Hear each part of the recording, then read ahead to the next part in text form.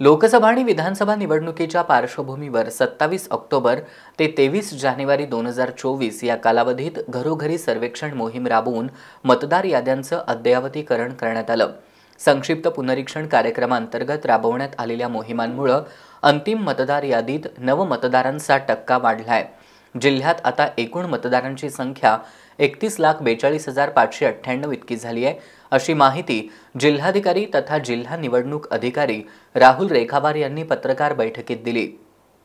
राज्यात पारदर्शक आणि न्याय्य वातावरणात निवडणुका पार पाडण्यासाठी मतदार याद्यांचं अद्ययावतीकरण तसंच शुद्धीकरण करण्यासाठी भारत निवडणूक आयोगाकडून दरवर्षी विशेष संक्षिप्त पुनरीक्षण कार्यक्रम राबवला जातो। यावर्षी 27 ऑक्टोबर 2023 रोजी मुख्य निवडणूक अधिकारी कार्यालयाच्या संकेतस्थळावर आणि मतदार नोंदणी कार्यालयांमध्ये प्रारूप यादी प्रकाशित करून 2024च्या विशेष संक्षिप्त पुनरीक्षण कार्यक्रमाचा प्रारंभ करण्यात आला। यानुसार 27 ऑक्टोबर ते 23 जानेवारी 2024 या कालावधीत सर्वेक्षण करण्यात आलं। या विशेष संक्षिप्त पुनरीक्षण कार्यक्रमाअंतर्गत ऑक्टोबर 2023च्या प्रारूप मतदार यादीत 62,676 नवमतदारांची नाव नोंदणी झाली आहे, तर 77,466 मतदारांना वगळण्यात आलं। जिल्ह्यात आता एकूण मतदारांची संख्या 31,42,598 इतकी झाली आहे। अंतिम मतदार याद्या मुख्य निवडणूक अधिकारी कार्यालयाच्या आणि जिल्हाधिकारी कार्यालयांच्या संकेतस्थळावर आणि मतदार नोंदणी कार्यालयांमध्ये प्रसिद्ध करण्यात आलेल्या आहेत। मतदारांनी मतदाता सेवा पोर्टल या संकेतस्थळावर जाऊन यादीत आपलं नाव तपासावं आणि सर्व तपशील योग्य आहेत का ते पाहावं। सोबतच मतदान केंद्र सुद्धा तपासून घ्यावं, जेणेकरून ऐन मतदानाच्या दिवशी गैरसोय होणार नाही।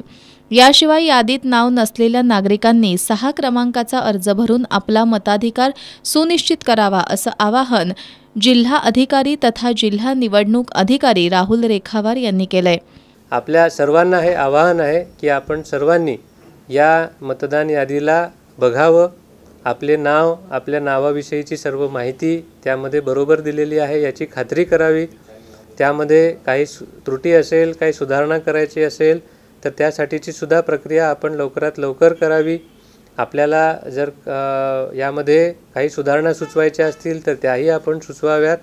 आणि ज्या ज्या नागरिकांची नावं अद्याप मतदार यादीमध्ये आलेली नाही आहेत त्या सर्व नागरिकांना सुद्धा माझं हे आवाहन आहे की आपण सर्वांनी सुद्धा आपापले फॉर्म्स भरून लवकरात लवकर तहसीलदार ऑफिसमध्ये किंवा आपल्या भागातील BLO यांना आणून द्यावेत, जेणेकरून आपली नावं मतदान यादीमध्ये निवडणुकीपूर्वी आपल्याला समाविष्ट करून घेता येतील आणि आपल्या सर्वांना मतदानाचा हा महत्त्वाचा हक्क बजावता येईल।